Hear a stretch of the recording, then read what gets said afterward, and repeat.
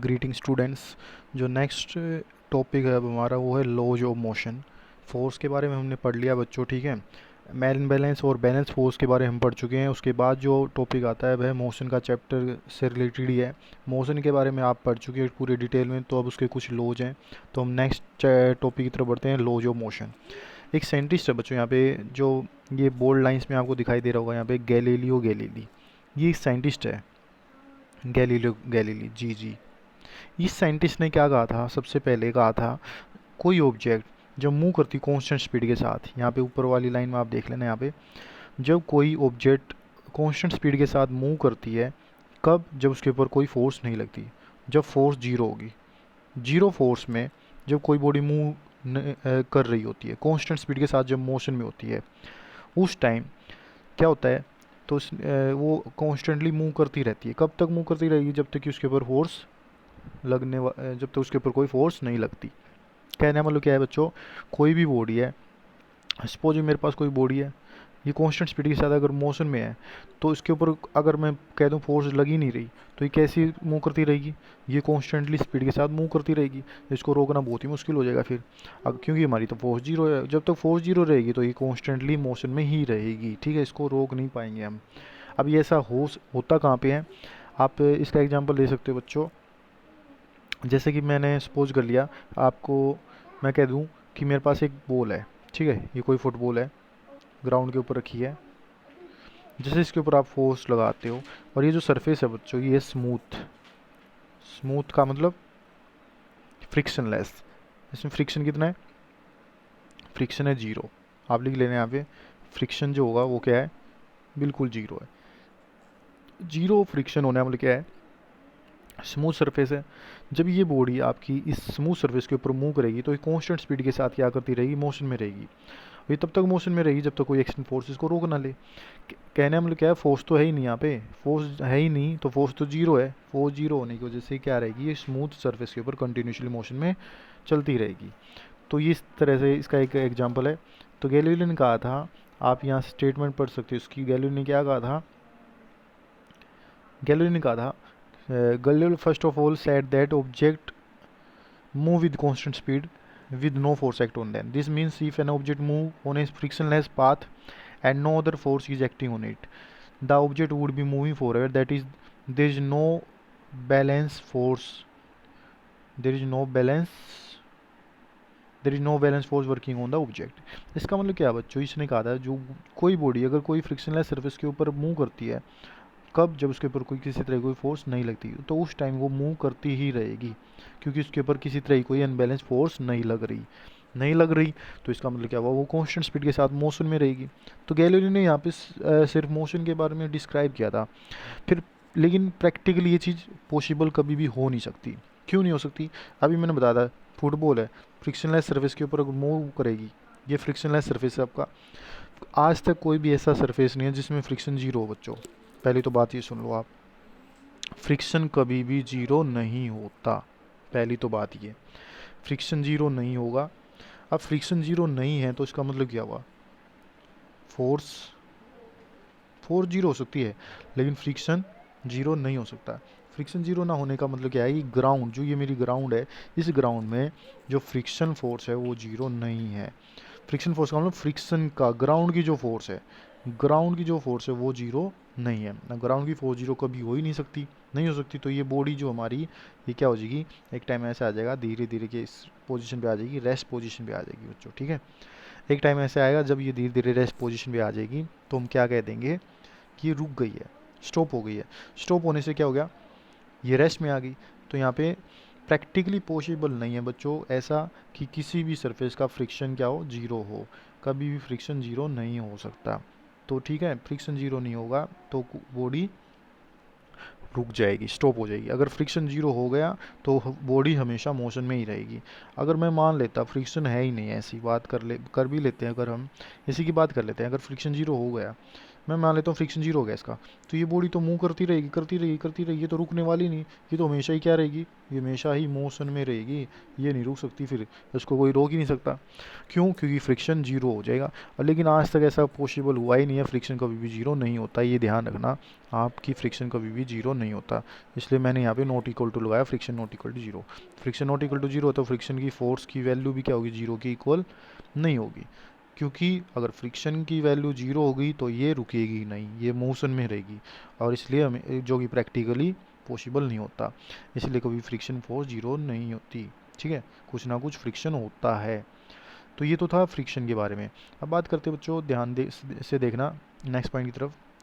But practically it is not possible for any object because to attain the condition of zero and balance force impossible, force of friction, force of air and many other force are acting upon the object. इसमें कहा गया है, मैंने अभी बताया था, जो friction force है वो तो जीरो नहीं होगी। ये जीरो क्यों नहीं होगी? क्योंकि एयर का भी फ्रिक्शन होता है। ठीक है, और भी अदर फैक्टर होते हैं जिसके कुछ ना कुछ फ्रिक्शन होते हैं, जैसे कि एयर हो गया, एयर का भी अपना खुद का फ्रिक्शन होता है। और आप ऐसे भी कह सकते हो जो फ्रिक्शन होता है वो किसी न किसी बॉडी की वजह से भी हो सकता है। पाथ पाथ किसकी? एयर की पाथ की वजह से भी हो सकता है। कुछ दूसरी फोर्सेज भी होती है जो इस पर लगती रहती है। ग्राउंड की भी फोर्स होती है, ग्राउंड की वजह से फोर्स बनती है, तो कभी फ्रिक्शन फोर्स जीरो नहीं होती। ये आपको मैंने एग्जांपल के जरिए बता दिया है। नेक्स्ट पॉइंट पे चलते हैं बच्चों, न्यूटन के लॉ आते हैं जो कि बहुत ही ज़्यादा इंपॉर्टेंट है। ये जो टॉपिक है बच्चों यहाँ पे, ये बहुत ज़्यादा इंपॉर्टेंट है। मैं पहले बता रहा हूँ आपको, न्यूटन के जो लॉ है वो पेपर में पूछे जाते हैं, न्यूटन्स लॉ ऑफ मोशन। तो ध्यान से देखना इस टॉपिक को। Newton studied the idea of Galileo and gave the three law of motion. These laws are known as Newton law of motion. Newton ने क्या कहा था यहाँ पे? न्यूटन ने कहा था, एन फॉर न्यूटन, न्यूटन ने क्या कहा था? उसने गैलीलियो की थ्योरी उठाई थी, गैलीलियो की थ्योरी उठाई थी। उसने गैलीलियो की थ्योरी उठा के क्या कहा कि उसने एक्सप्लेनेशन दी थी इस पर, उसने स्टेटमेंट बनाई। उसकी स्टेटमेंट यहाँ नोट्स में लिखी हुई है, मैं आपको एक्सप्लेन करके बता देता हूँ स्टेटमेंट क्या है इसकी। स्टेटमेंट क्या बताई? उसने कहा अगर कोई बॉडी रेस्ट में है तो रेस्ट में ही रहेगी, रेस्ट में रहेगी मतलब जीरो पोजीशन उसकी, स्टेशनरी है। कोई बॉडी रेस्ट में है तो रेस्ट में रहेगी, अगर मोशन में है तो मोशन में रहेगी, कंटिन्यूसली मोशन में रहेगी। कब तक रहेगी? जब तक कि उसके ऊपर कोई फोर्स ना लग जाए, जब तक उसके ऊपर कोई फोर्स ना लग जाए, मतलब फोर्स जीरो नहीं होनी चाहिए। दोबारा बता देता हूँ मैं, इसको ध्यान से समझना बच्चों।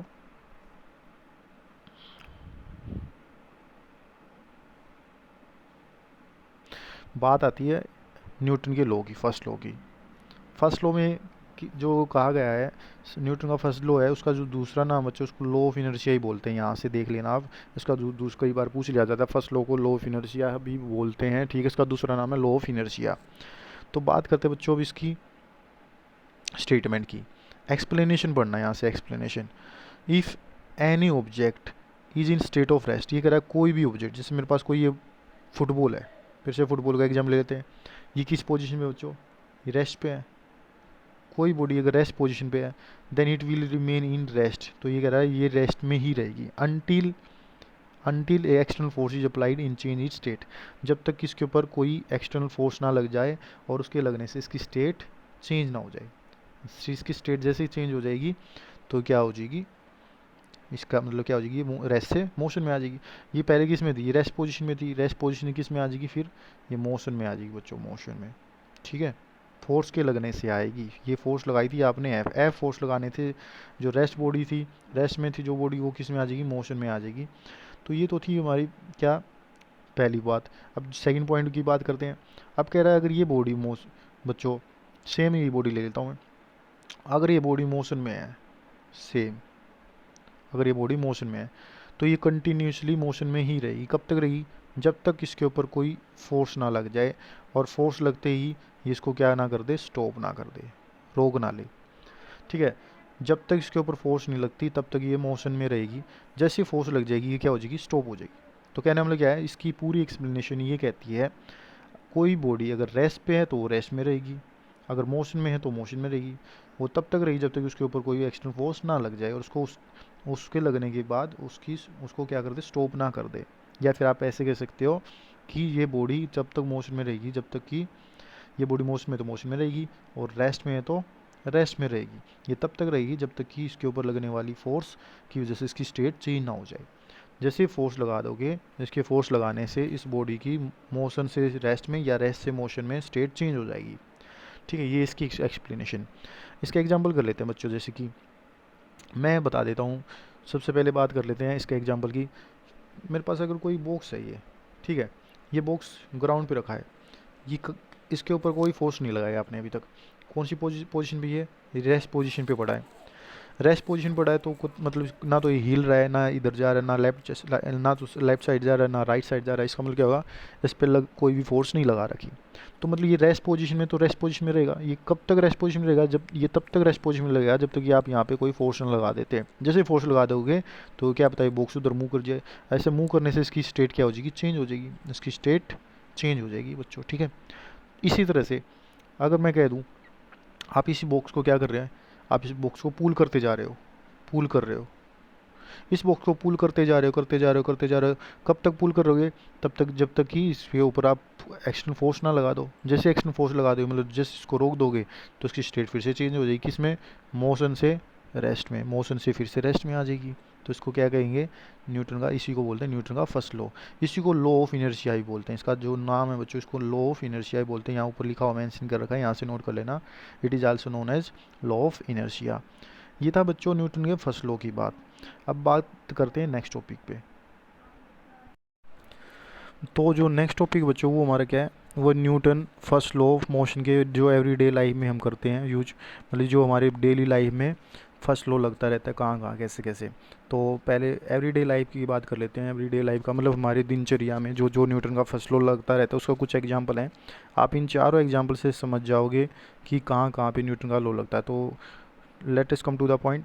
जो फर्स्ट पॉइंट है बच्चों, बात करते हैं फर्स्ट पॉइंट की। फर्स्ट एग्जांपल देखना। फर्स्ट एग्जांपल क्या है, a person standing in a bus falls backward when bus starts moving suddenly. कहने का मतलब क्या है, एक पर्सन है ना चलती हुई बस में खड़ा है, ठीक है। A person standing in a bus falls backward when bus starts moving स्टैंडली। ये कह रहा है एक चलती हुई बस है, ठीक है, ये कोई भी बस बना लेते हैं हम। चलती हुई बस में बच्चों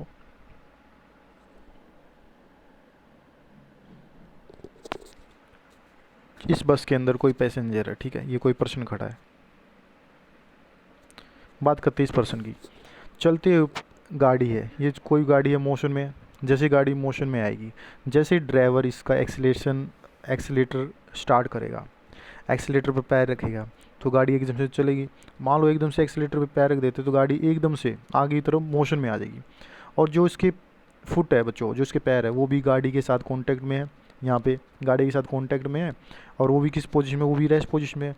तो ये जो रेस्ट पोजीशन में ना बच्चों, इससे क्या होगा, ये रेस्ट पोजीशन में बच्चों, तो जैसे गाड़ी एकदम से चलेगी, गाड़ी के चलने से इसके जो रेस्ट पोजीशन में पैर थे वो भी रेस्ट में ही रहेंगे। लेकिन जैसे गाड़ी मोशन में आएगी, उसके मोशन में आने की वजह से जो नीचे वाला हिस्सा है रेस्ट वाला, वो भी किस में आ जाएगा, वो भी मोशन में आ जाएगा, ठीक है। वो इसके साथ मोशन में आने से क्या हुआ, इसका ऊपर वाला जो हिस्सा है वो किस स्टेट में रहने की कोशिश कर रहा था, वो रेस्ट स्टेट में रहने की कोशिश कर रहा था। लेकिन गाड़ी के मोशन में आने से इसका जो ऊपर वाला हिस्सा है वो क्या हो जाएगा, वो एकदम से वो रेस्ट पोजीशन में आने की उसको उसकी अपनी रेस्ट पोजीशन में आने की कंडीशन थी, ठीक है।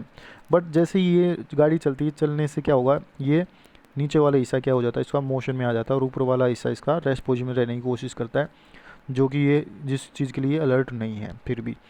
तो इससे क्या होता है बच्चों, ये पीछे की तरफ गिर जाता है। ऐसे एक जर्क लगता है, जैसे एकदम से ड्राइवर गाड़ी स्टार्ट करता है तो इसका जो पीछे वाला हिस्सा है ना, ये पीछे की तरफ गिर जाता है। ऊपर वाला जो हिस्सा इसका ये पीछे की तरफ जाता है।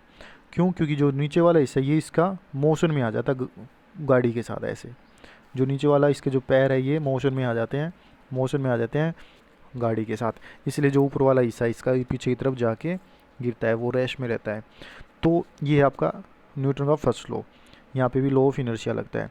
इसी तरह से आप कर सकते हो, सेकंड एग्जांपल ले सकते हैं इसका।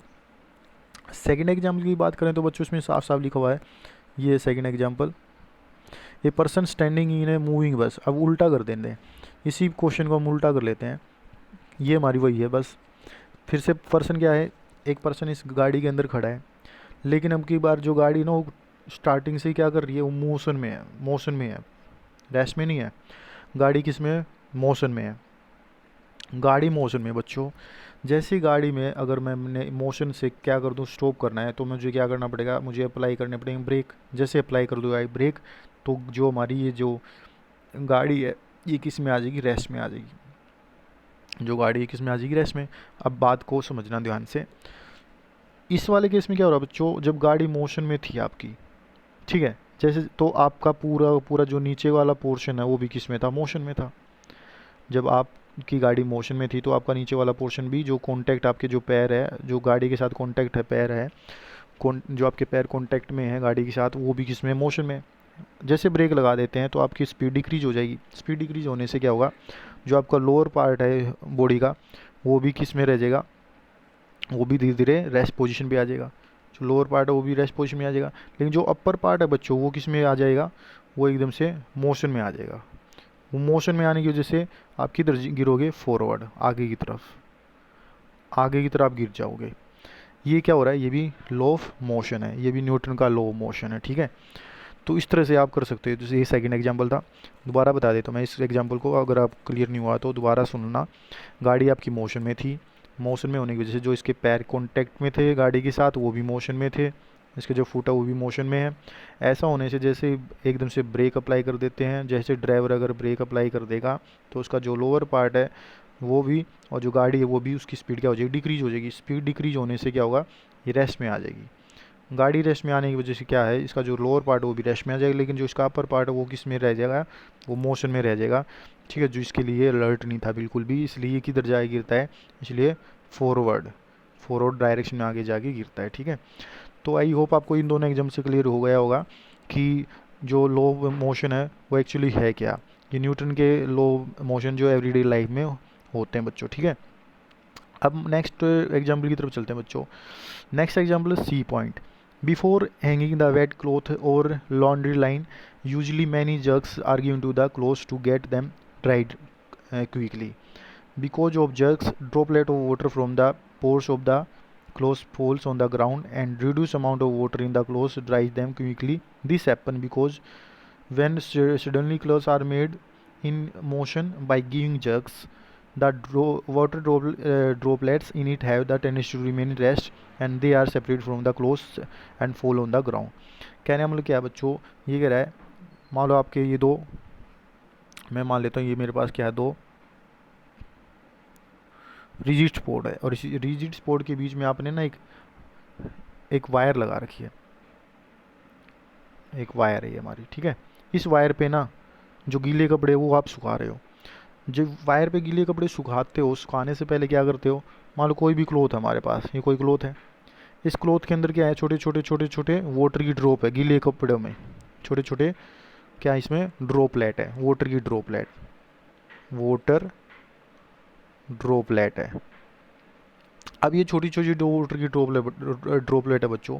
इस वाटर की ड्रॉपलेट पे जैसे आप इसमें जर्क करते हो, जर्क का मतलब जब कपड़ों को छिटकाते हो, कपड़े को जैसे छिटकाते हैं तो इसमें से वाटर के जो मॉलिक्यूल्स है ना वो बाहर निकल जाते हैं। वो तो रेस्ट पोजीशन में थे यहाँ पे। तो जैसे आप इसको जर्क देते हो, जर्क बहुत सारे जर्क देने से, क्यों देते हो ऐसे जर्क, क्योंकि ये है गीला बिल्कुल, ये है वेट। जब ये वेट है, बिल्कुल ही गीला है, तो इसमें से जैसे आप जर्क दोगे, जर्क देने से इसमें से वाटर के मॉलिक्यूल ऐसे बाहर निकल जाएंगे छोटे छोटे, जिससे और ज़्यादा जल्दी से सूख जाएगा, जिससे इसमें वेट जो पार्टिकल है या जो वाटर की जो ड्रॉपलेट है वो और ज़्यादा कम हो जाएंगे, उनकी अमाउंट कम हो जाएगी। उसकी अमाउंट कम होने से ये बाहर निकल के आएंगे, ये वापस बाहर निकल के ग्राउंड पे गिर जाएंगे, यहाँ पे ग्राउंड पे। तो ये किस पोजीशन में आ जाएंगे, रेस्ट से मोशन, मोशन से वापस नीचे आ जाएंगे रेस्ट पोजीशन पे। तो ये भी आपका क्या है, एक तरह से लॉ ऑफ इनर्शिया है, ये भी इनर्शिया का एग्जाम्पल है।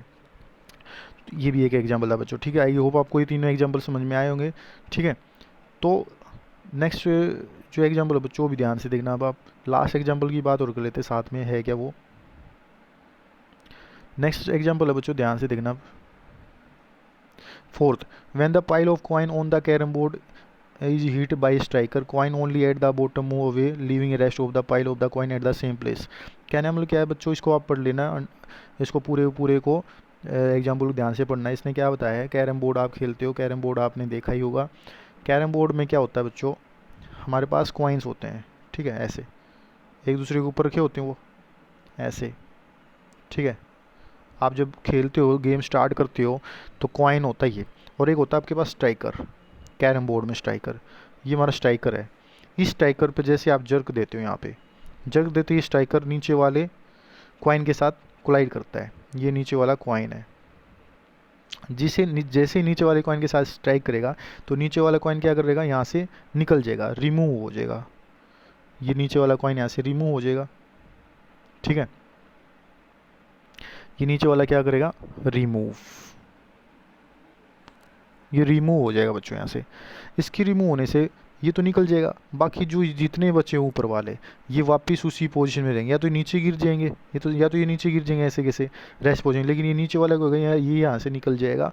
इसके निकलने के बाद जो बाकी ये ऊपर वाले बचेंगे, ये रेस्ट पोजीशन में बचेंगे, और ये किस में आ जाएगा, मोशन में आ जाएगा। ये भी किसका एग्जाम्पल है, ये भी लॉ ऑफ इनर्शिया का ही एग्जाम्पल है बच्चों, ठीक है। इसी तरह से आपको मैं एक एग्जाम्पल के जरिए और बता देता हूँ। इस एग्जाम्पल के साथ भी आपको समझ में आया होगा, आई होप। अब नेक्स्ट एग्जाम्पल कर लेते हैं। अगर मेरे पास, मैंने मान लिया मेरे पास कोई ग्लास है, ठीक है, ये मेरे पास कोई ग्लास है। इस ग्लास के ऊपर मैंने कोई कार्डबोर्ड रख दिया, कार्डबोर्ड के ऊपर मैंने कोई 5 रुपीज़ का कॉइन रख दिया, ये 5 रुपीज़ का कॉइन। जैसे आप कार्डबोर्ड पे इधर से जर्क देते हो, ऐसे जर्क देना आपको, इधर से फोर्स लगा देना, जर्क दे देना, अपनी अपनी फिंगर से जर्क दे देना। तो ये कार्ड क्या होगा बच्चों, ये कार्ड ना यहाँ से नीचे से निकल जाएगा, ये नीचे से निकल जाएगा, और ये जो कॉइन है ये नीचे गिर जाएगा गिलास के अंदर ऐसे। तो गिलास के अंदर गिरने के बाद मतलब ये कॉइन किस पोजीशन में था, ये रेस्ट पोजीशन में था। जैसे आपने जर्क दिया, कार्ड रिमूव हुआ, कार्ड के रिमूव होने से ये जो 5 रुपये का कॉइन था ये फिर से वापस नीचे गिर गया, रेस्ट में था, फिर से रेस्ट में रहा। तो ये भी किसका एग्जाम्पल है, ये भी आपका इनर्शिया का एग्जाम्पल है, लॉ ऑफ इनर्शिया या लॉ ऑफ मोशन का एग्जाम्पल। ये न्यूटन के फर्स्ट लॉ के एग्जाम्पल है बच्चों, सारे के सारे। आई होप आपको ये सारे एग्जाम्पल समझ में आए होंगे। तो अगर आपको ये सारे एग्जाम्पल समझ में आए हैं, तो आप इन सभी एग्जाम्पल्स को अपनी फेयर नोटबुक में ज़रूर नोट डाउन करना। फेयर नोटबुक नहीं है तो आप कोई भी दूसरी अदर नोटबुक में आप इसको मेंशन कर सकते हो, सभी को नोट डाउन कर सकते हो, ताकि आपको फ्यूचर में कोई प्रॉब्लम ना आए। बात करते हैं बच्चों नेक्स्ट टॉपिक की, मास एंड इनर्शिया। मास और इनर्शिया क्या होता है, इसको भी ध्यान से देखना। इनर्शिया मैंने बता दिया। वैसे इनर्शिया होता क्या है कि बॉडी की अपनी टेंडेंसी होती है अपनी स्टेट ऑफ रेस्ट में रहने की, या तो रेस्ट स्टेट में रहेगी या फिर वो मोशन वाली स्टेट में रहेगी। बॉडी की अपनी रेस्ट और मोशन की स्टेट में रहने की खुद की टेंडेंसी होती है, जब तक कि उसके ऊपर कोई फोर्स ना लग जाए और उसकी वजह से उसकी स्टेट चेंज ना हो जाए, स्टेट चेंज ना हो जाए, ठीक है। दोबारा बता देता हूँ क्या होता है। देखो इनर्शिया क्या होता है बच्चों, मैंने जितने भी एग्जांपल दिए आपको सारे इनर्शिया के ही एग्जांपल दिए हैं। एग्जांपल क्या था, जैसे मैंने अभी गिलास बनाया था, ठीक है, ये गिलास था, गिलास के ऊपर मैंने कार्ड रखा था, कार्ड के ऊपर एक कॉइन रखा था। इस कॉइन को क्या कर दिया था, कॉइन को तो रेस्ट पे रखा हुआ था, जैसे आपने इधर से जर्क दिया था तो यहाँ से निकल गया था और कॉइन नीचे रेस्ट पे रह गया था। तो ये क्या है, इनर्शिया ही है। अब बात करते हैं इनर्शिया है क्या। देखो ध्यान से समझना इसी एग्जाम्पल से। इस बॉडी की अपनी खुद की टेंडेंसी थी किस में, रेस्ट में रहने की। और जैसे कार्ड रिमूव हो गया यहाँ से, तो ये फिर से वापस किस में रह गया, रेस्ट पोजीशन में आ गया। लेकिन रेस्ट, जब ये रेस्ट में था, जैसे कार्ड रिमूव हुआ तो मोशन में आया, पहले मोशन में आ गया, बाद में रेस्ट में आया। तो आप कह सकते हो क्या कि ये जैसे कार्ड आप यहाँ से जर्क करते हो कार्ड को, तो ये रेस्ट पोजीशन से किस में आ जाता है, यहाँ ग्लास में गिरने से पहले मोशन में आ जाता। मोशन में आने से क्या हुआ, मतलब कि एक तरह से इनर्शिया है, इसको बोलते हैं इनर्शिया, इसी को बोलते हैं। मतलब कि इसकी कॉइन की अपनी खुद की टेंडेंसी है रेस्ट में रहने की, लेकिन ये किस में आ गया, मोशन में आ गया। तो इसको क्या कहते हैं, इसकी स्टेट चेंज होगी। तो कहने का मतलब क्या है, इससे यहाँ से आप इसकी डेफिनेशन पढ़ लेना ऊपर से। इनर्शिया क्या होता है, इनर्शिया बॉडी की वो टेंडेंसी होती है जिससे वो अपनी स्टेट में रहने की कोशिश करता है, स्टेट में रहने की कोशिश करता है, तो मतलब उसको क्या कहते हैं, उसका इनर्शिया। अब ध्यान से देखना, मास और इनर्शिया एक दूसरे से कैसे रिलेटेड है, ठीक है। मास और इनर्शिया एक दूसरे से कैसे रिलेटेड है वो भी कर लेते हैं अभी। मास देखना बच्चों, मास। अब मैंने यहाँ पे बताया था आपको, जो मास है, ध्यान से देखना, इसी में लिखा हुआ है, इस फर्स्ट पैसेज में ही लिखा हुआ है। जो मास होता है बच्चों, मास मास डायरेक्टली प्रोपोर्शनल होता है इनर्शिया के, याद रखना इसको। जो मास होता है वो क्या होता है, इनर्शिया के डायरेक्टली प्रोपोर्शनल होता है। आप ऐसे लिख सकते हो, मास जो होता है वो डायरेक्टली प्रोपोर्शनल होता है, mass is directly proportional to inertia, ठीक है। आप लिख सकते हो क्या, जो मास होता है वो इनर्शिया के डायरेक्टली प्रोपोर्शनल होता है, इनर्शिया के डायरेक्टली प्रोपोर्शनल होता है। पीछे ए आएगा बच्चों यहाँ, ठीक है। मास डायरेक्टली प्रोपोर्शनल टू इनर्शिया। बात करते हैं बच्चों, ये तो मास डायरेक्टली प्रोपोर्शनल टू इनर्शिया होता है। जिसका मास ज़्यादा होगा ना उसका इनर्शिया भी ज़्यादा होगा, याद रखना। मास को हम एम से डिनोट कर लेते हैं, इनर्शिया को आई से, अपनी कन्वेंस के लिए। जिसका मास ज़्यादा होगा उसका इनर्शिया भी ज़्यादा होगा, जिसका मास कम होगा उसका इनर्शिया भी कम होगा। एग्जाम्पल ले लेते हैं, मेरे पास एक 5 रुपीज़ का कॉइन है, एक 2 रुपीज़ का कॉइन है और एक 1 रुपीज़ का कॉइन है। अगर मैं आपसे पूछूं इनमें से इनर्शिया किसका ज़्यादा है, तो आप कैसे बताओगे? आपको उसका मास देखना पड़ेगा, सबसे ज़्यादा मास किसका है। 5 वाले का मास क्या है सबसे ज़्यादा, फिर 2 वाले का, फिर 1 वाले का। तो 5 रुपीज़ वाला जो कॉइन उसका इनर्शिया क्या होगा, ज़्यादा होगा। 2 वाले का उससे कम होगा और 1 वाले का फिर उससे कम होगा। तो इस तरह से आप कह सकते हो, जिसका मास ज़्यादा उसका इनर्शिया भी ज़्यादा, जिसका मास कम उसका इनर्शिया भी कम होता है। एक एग्जाम्पल और ले लेते हैं बच्चों इसी के साथ। अगर मैं कह दूँ आपको कि मुझे बताओ इनर्शिया इनमें से किसका सबसे ज़्यादा है, तो मैंने कह दिया एक ट्रेन है मेरे पास, एक साइकिल है, बस है, कार है। मेरे पास ये 4 है। मेरे पास 4 ऑब्जेक्ट है, क्या क्या, ट्रेन, साइकिल, बस और कार। चारों चारों क्या ट्रांसपोर्ट वाली चीज़ें हैं, ठीक है। अब बात करते हैं पहले ट्रेन। सबसे ज़्यादा भारी कौन होती है? ट्रेन होती है। सबसे ज़्यादा मास किसका होगा यहाँ पे? ट्रेन का होगा। उसके बाद किसका होगा? बस का। और उसके बाद कार का और फिर साइकिल का। तो सबसे क्या कहोगे आप? जो ट्रेन है, ट्रेन का इनर्शिया सबसे ज़्यादा होगा, फिर किसका होगा? बस का, फिर किसका होगा? कार का, और फिर उसके बाद क्या होगा? साइकिल का, ठीक है। तो इस तरह से आप कह सकते हो, जिसका मास ज़्यादा होगा उसका इनर्शिया भी ज़्यादा होगा, जिसका मास कम होगा उसका इनर्शिया भी कम होगा। ये इस तरह से क्वेश्चन आ जाता है बच्चों पेपर में, ठीक है। आप इन क्वेश्चन को ज़रूर याद रखना। आई होप आपको ये क्वेश्चन समझ में आए होंगे, ठीक है। आप इसको ज़रूर शेयर करना इस वीडियो को, अगर आपको अच्छी लगे तो। Thank you and have a nice day.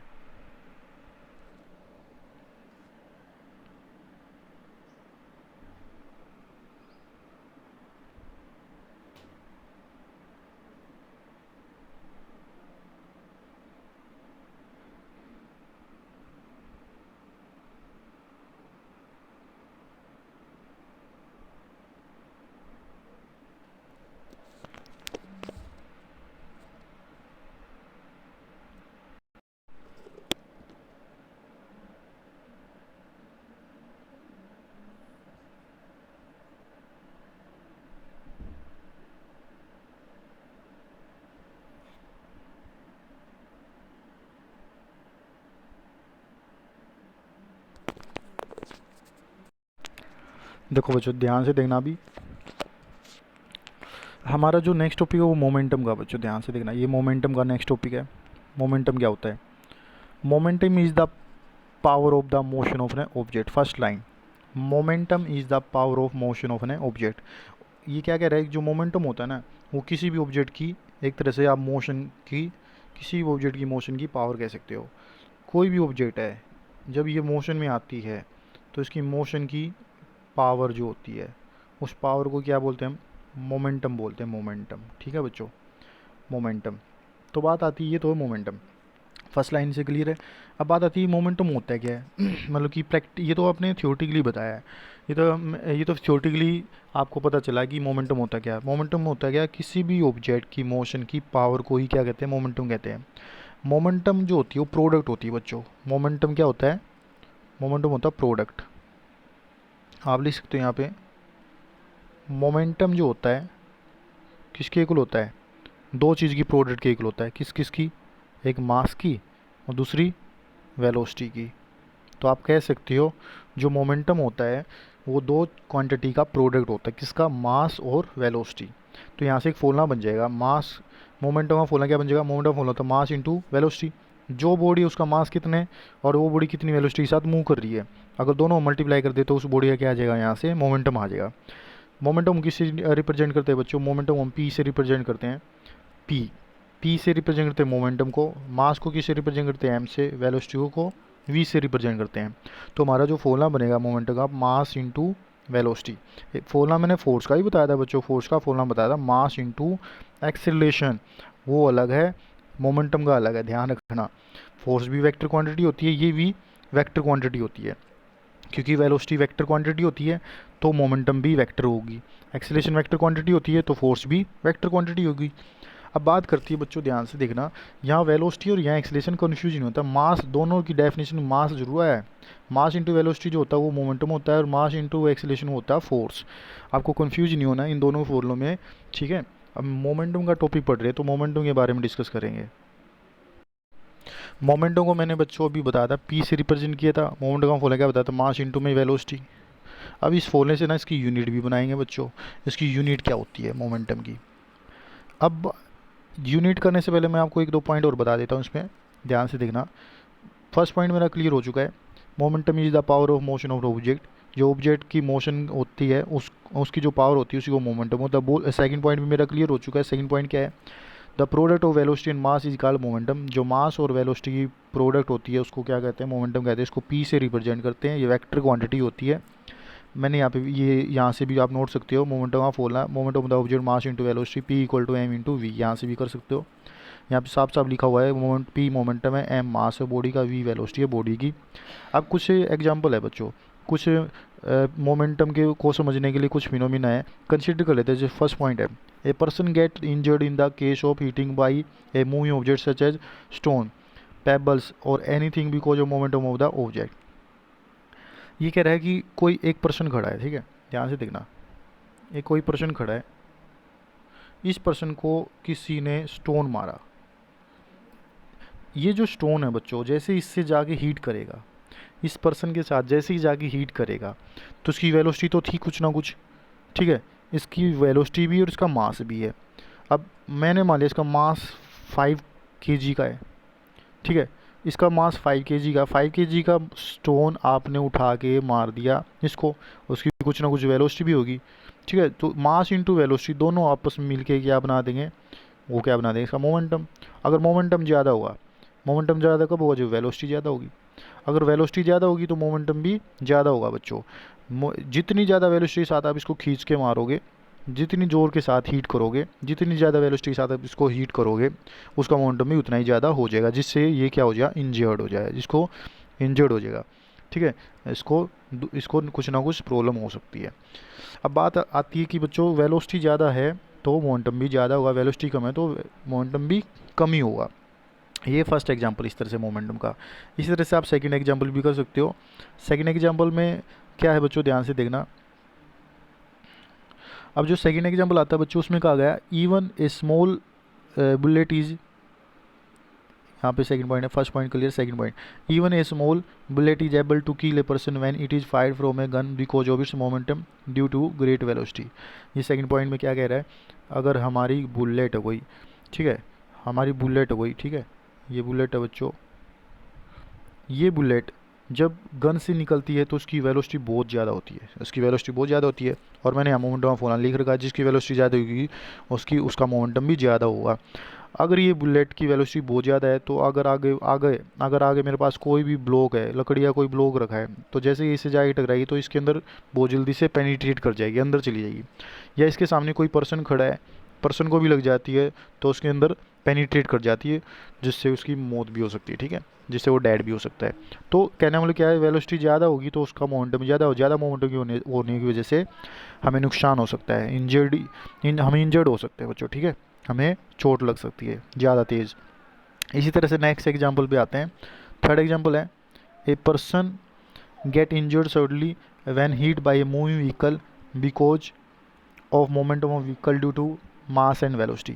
कई बार गाड़ी में भी क्या होता है, सीट बेल्ट लगानी पड़ती है हमें, जब कार चल रही होती है, हमारी गाड़ी चल रही होती है तो गाड़ी के अंदर सीट बेल्ट लगी होती है। जो सीट बेल्ट होती है बच्चों, आगे आगे जब बैठा जाते हैं यहाँ पे, सीट बेल्ट जो होती है, जैसे सीट बेल्ट लगाते हैं यहाँ पे तो वो सीट बेल्ट हमें बचाती है। अब मान लो आपकी गाड़ी चल रही है बहुत ज़्यादा स्पीड के साथ, आपकी गाड़ी की वेलोसिटी बहुत ज़्यादा है, मान लो 100 किलोमीटर पर आवर की स्पीड के साथ आप चला रहे हो गाड़ी को, आपकी जो गाड़ी चल रही है वो 100 किलोमीटर पर आवर की स्पीड के साथ चल रही है। एग्जाम्पल ले लेते हैं, जो वेलोसिटी है वो है 100 मीटर पर सेकंड, इतनी स्पीड के साथ आप चला रहे हो गाड़ी को, 100 मीटर पर सेकंड की स्पीड के साथ अगर आपकी गाड़ी चली तो वेलोसिटी बहुत ज़्यादा है। वेलोसिटी भी ज़्यादा है और इसका मास भी बहुत ज़्यादा होता है, गाड़ी का तो मास भी ज़्यादा होता है और वेलोसिटी भी ज़्यादा, दोनों चीज़ गाड़ी ज़्यादा है, तो मोमेंटम इसका क्या हो जाएगा, ज़्यादा हो जाएगा। मास इंटू वेलोसिटी दोनों को मल्टीप्लाई करें तो उसका मोमेंटम भी ज़्यादा बनेगा। इसलिए कहा जाता है कि सीट बेल्ट को लगाना चाहिए ताकि एक्सीडेंट होने से हम बच जाएं, इंजर्ड ना हो। अगर आपने सीट बेल्ट नहीं लगा रखी होती, 100 मीटर पर सेकंड स्पीड के साथ चलने वाली गाड़ी, उसका मोमेंटम भी ज़्यादा होगा, मोमेंटम ज़्यादा होगा और आपकी गाड़ी कहीं टकरा जाती है तो आपको इंजर्ड काफ़ी ज़्यादा हो सकती है, आपको ज़्यादा चोट लग सकती है। इसलिए कहा जाता है सीट बेल्ट जरूर लगानी चाहिए। ठीक है, तो बच्चों ये थे हमारे मोमेंटम के कुछ एग्जाम्पल। अब मोमेंटम, मास और वेलोसिटी किस तरह से रिलेटेड है, हम उसके बारे में बात कर लेते हैं। कुछ मास मोमेंटम है, मास है और वेलोसिटी है, उसके बारे में डिस्कस करेंगे अभी। बात करते हैं बच्चों नेक्स्ट पॉइंट की। मोमेंटम, मास और वेलोसिटी यहाँ पे आ जाते हैं। मोमेंटम, मास और वेलोसिटी किस तरह से रिलेटेड है। Since momentum is product to mass and velocity, मैंने आपको बता दिया फर्स्ट पॉइंट में, ये वाला पॉइंट है बच्चों, ध्यान से देखना। हम फर्स्ट पॉइंट कर रहे हैं यहाँ पे, मोमेंटम जो है वो प्रोडक्ट है मास और वेलोसिटी का, ठीक है, ऑब्जेक्ट का। इसका मतलब क्या हुआ कि जो मोमेंटम है वो डायरेक्टली प्रोपोर्शनल है मास के, वो मास के डायरेक्टली प्रोपोर्शनल है, वेलोसिटी के भी डायरेक्टली प्रोपोर्शनल है। मोमेंटम इंक्रीज करेगा विद इंक्रीज आइदर मास और वेलोसिटी ऑफ ऑब्जेक्ट। ये कह रहा है मैंने अभी ये जो फॉर्मूला लिखा हुआ है, जब फर्स्ट पॉइंट में ही लिखा हुआ है, जो मोमेंटम का फॉर्मूला होता है मास इंटू वेलोसिटी होता है, जिसकी वेलोसिटी और मास दोनों ज़्यादा होंगे तो उसका मोमेंटम ही ज़्यादा होगा। तो फर्स्ट पॉइंट तो ये था। सेकंड पॉइंट कहता है, देखो यहाँ पे वेलोसिटी भी है, मास भी है और मोमेंटम है, तीनों के बीच का फॉर्मूला ये होता है। अगर आपसे पूछा जाए तीनों के बीच में रिलेशन क्या है तो आपको इस तरह से बताना है। सेकंड पॉइंट पे आते हैं। सेकंड पॉइंट क्या है, this means if a lighter and heavy object is moving with the same velocity then heavier object will have more momentum and light than the lighter one. इसका मतलब क्या हुआ, ये कह रहा जो लाइटर और हैवियर ऑब्जेक्ट अगर वो सेम वेलोसिटी के साथ मूव कर रही है, कैसे, एग्जाम्पल ले लेते हैं। एक है मेरे पास कार, ठीक है, दूसरा है मेरे पास ट्रक, T4 ट्रक, ठीक है। कार भी चल रही है और ट्रक भी चल रहा है, दोनों की स्पीड है सेम। इसकी स्पीड मैंने मान ली 20 मीटर पर सेकेंड है और इसकी भी 20 मीटर पर सेकेंड मान ली। दोनों की अगर मैंने वेलोसिटी मान ली 20, ठीक है बच्चों, ध्यान से देखना, मैं दोबारा बता देता हूँ। इसकी जो है वो भी 20 मीटर पर सेकेंड है, इसकी भी 20 मीटर पर सेकेंड, दोनों की स्पीड सेम है। दोनों स्पीड सेम है, लेकिन पूछा जा रहा है क्वेश्चन कि दोनों का मोमेंटम कैसे है, दोनों में से मोमेंटम किसका ज़्यादा होगा। फॉर्मूला आपके सामने है बच्चों, ये रहा ऊपर, ये मैं फॉर्मूला लिखा हुआ है, इसी फॉर्मूले से करेंगे। आपको अब स्पीड नहीं देखनी, अब इसका मास देखना है। अब आपको ये देखना है जो ट्रक है उसका मास ज़्यादा है या कार का मास ज़्यादा है। ऑब्वियसली आपको पता है ट्रक का मास ज़्यादा है, तो जिसका मास ज़्यादा होगा उसका मोमेंटम भी ज़्यादा होगा। तो बेशक से वेलोसिटी दोनों की सेम हो, वेलोसिटी दोनों की यहाँ पे सेम है, बट जो आपका ट्रक का मास है वो कार के मास से ज़्यादा है।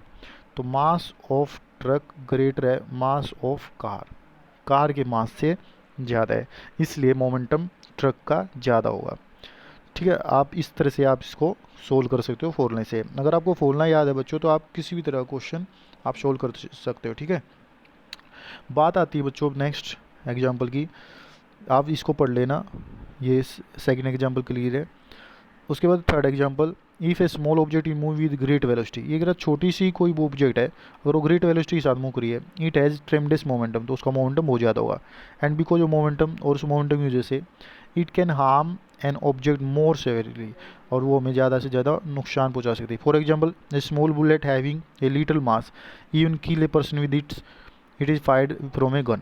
ये कह रहा है एक छोटी सी बुलेट है, अभी मैंने बताया भी था, छोटी सी बुलेट है, ये छोटी सी बुलेट की वजह से एक पर्सन की मौत भी हो सकती है लगने से। इसका मास क्या कम है ना, मास तो इसका बहुत कम है, लेकिन इसकी वेलोसिटी क्या बताई थी, ज़्यादा थी।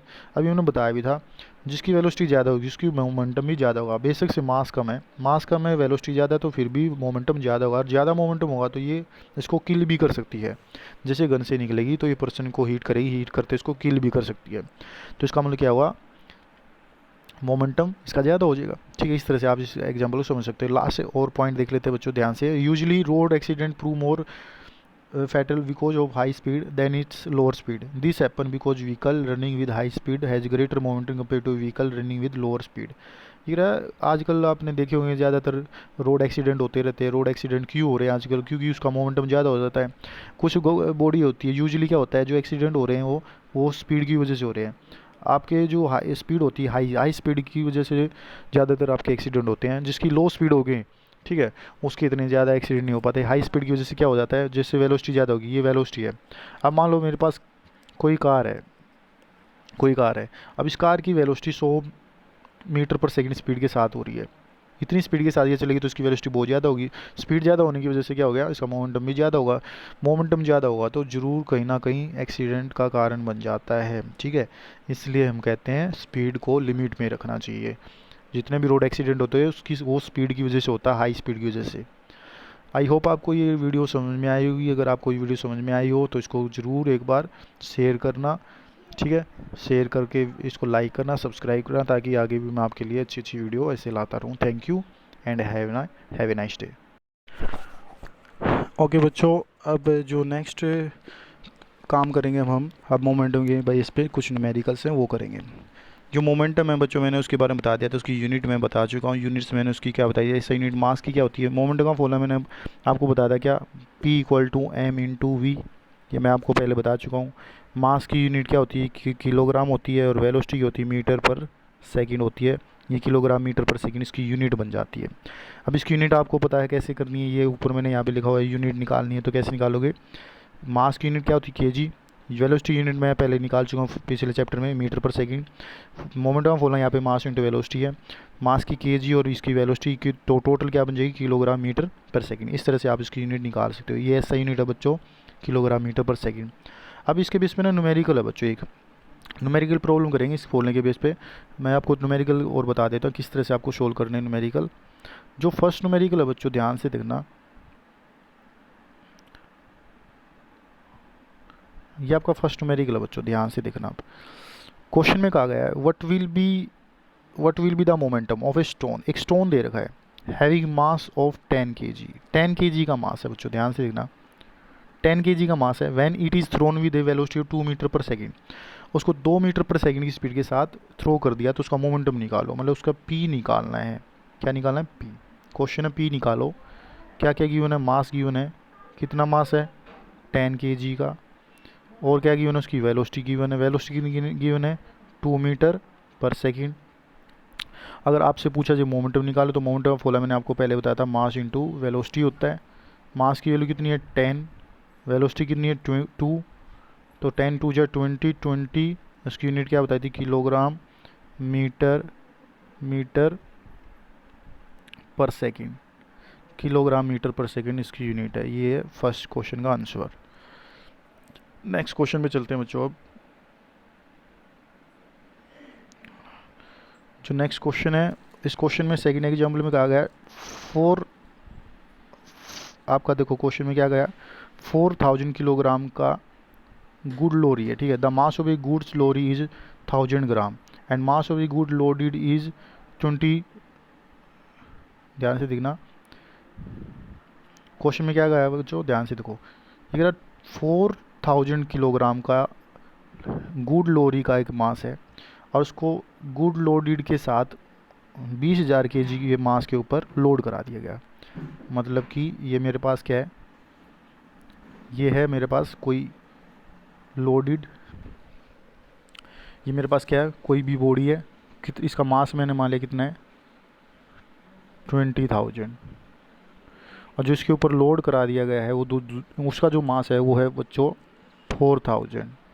दो मास हमारे पास, एक को मान लेते हैं M1, ठीक है, एक को मान लेते हैं M1। M1 की वैल्यू कितनी है 4000 मान लेते हैं, 4000 किलोग्राम,